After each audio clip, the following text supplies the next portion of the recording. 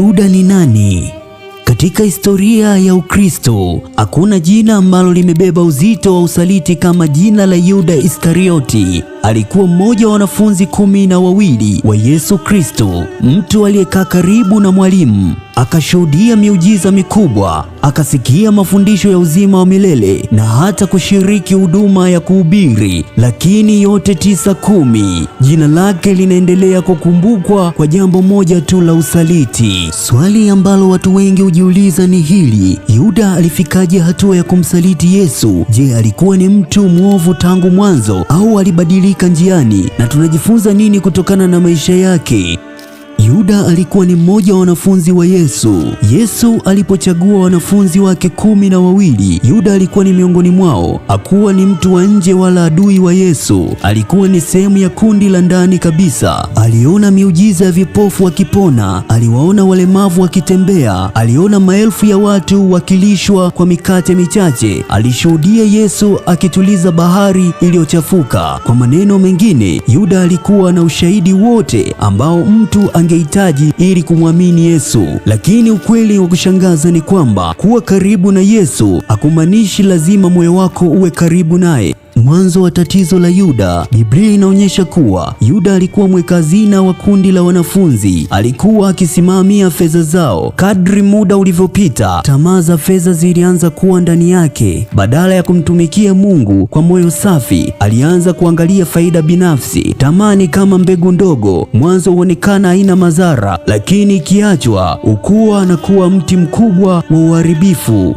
Yuda akuporomoka kwa siku moja. Alianza kuruhusu tamaa ingie moyoni mwake. Tukio la mwanamke aliyemimina mafuta ya thamani. Siku moja mwanamke alimiminia Yesu mafuta ya gharama kubwa sana. Watu wengi waliona ni tendo la upendo na ibada, lakini Yuda alikasirika. Alisema mafuta yale yangepaswa kuuzwa kwa fedha kuwasaidia maskini. Hata hivyo, Biblia inaeleza kuwa hakusema hivyo kwa sababu aliwapenda maskini, bali kwa sababu alikuwa mwizi na alitamani fedha hizo zipitie mikononi mwake. Hapa ndipo tunapoona wazi kuwa moyo wake ulikuwa umeanza kuondoka kwa Mungu na kuelekea moja kwa moja kwenye tamaa za mali.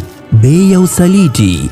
Baada ya hapo, Yuda akaenda kwa viongozi wa dini waliokuwa wakimchukia Yesu, akawauliza swali la kutisha: mtanipa nini nikimsaliti kwenu? Walipomsikia walifurahi sana, wakamwahidi vipande 30 vya fedha. Fedha hizo zilikuwa kama bei ya mtumwa katika nyakati hizo. Inasikitisha kufikiria kwamba mwana wa Mungu alisalitiwa kwa kiasi kidogo cha fedha, lakini mara nyingi shetani hutumia tamaa ndogo kuharibu baraka kubwa. Chakula cha mwisho kabla ya kukamatwa kwa Yesu, aliketi mezani pamoja na wanafunzi wake kula chakula cha mwisho. Kitu cha kushangaza ni kwamba Yesu alijua tayari nani angekuja kumsaliti, lakini bado alimkaribisha Yuda mezani. Bado alimpa nafasi ya kutubu, bado alimpenda. Huu ni mfano wa upendo wa Mungu ambao haukomi hata wakati mtu anapokuwa karibu kufanya makosa makubwa. Wakati wa chakula hicho, Yesu alisema, mmoja wenu atanisaliti. Wanafunzi wote walishangaa na kuanza kuulizana ni nani, lakini Yuda alikaa kimya, huku tayari akiwa amefanya makubaliano ya siri. Busu lilobadilika kuwa ishara ya usaliti. Baada ya chakula hicho, Yesu alikwenda kuomba katika bustani. Usiku huo Yuda alifika akiwa ameongozana na askari na viongozi wa dini. Walikuwa wamekubaliana kwamba ishara ya kumtambua Yesu ingekuwa ni busu. Yuda alimkaribia Yesu na kusema, salamu mwalimu, kisha akambusu. Busu ambalo kawaida ni ishara ya upendo na heshima likageuka kuwa alama ya usaliti mkubwa zaidi katika historia. Yesu akamjibu kwa utulivu, rafiki, je, umekuja kufanya nini? Hata katika dakika za mwisho, Yesu alimuita rafiki. Majuto makubwa ya Yuda. Baada ya Yesu kukamatwa, Yuda alianza kutambua ukubwa wa kosa lake. Aliona mambo yalivyoenda vibaya, dhamiri yake ikamsuta. Akajaribu kurudisha fedha alizopewa, lakini viongozi wale walimshawishi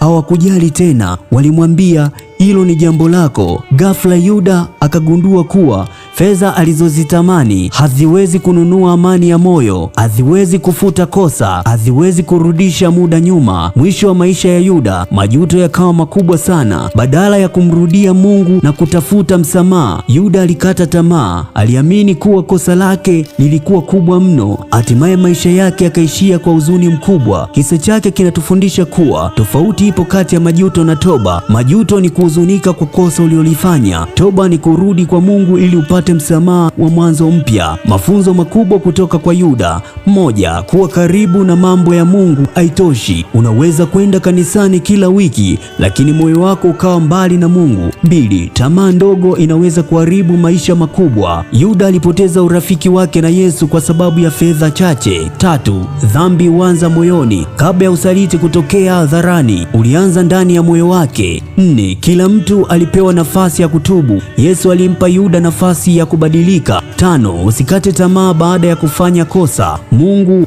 usamehe wale wanaomrudia kwa moyo wa kweli. Hitimisho, Yuda Iskarioti alikuwa mtu aliyepata nafasi ambayo wengi wangetamani kuwa nayo. Alitembea na Yesu, alisikia sauti yake, aliona miujiza yake na alishiriki huduma zake, lakini aliruhusu tamaa ya mali kutesa moyo wake mpaka akafanya usaliti ambao uliomfanya akumbukwe katika historia yake. Kisa chake ni onyo kwa kila kizazi, kinachoonyesha kuwa hatari kubwa si kuwa mbali na Mungu tu, bali ni kuwa karibu naye kwa mwili huku moyo wako ukiwa mbali. Pia kinatukumbusha kwamba fedha, tamaa na ubinafsi vinaweza kumfanya mtu apoteze vitu vya thamani zaidi maishani. Yuda alichagua vipande 30 vya fedha, lakini mwisho wake alionyesha kuwa hakuna utajiri unaoweza kulinganishwa na amani ya moyo, uaminifu na kumfata Mungu kwa moyo wote. Kwa leo tuishie hapa. Usikose katika makala ya pili.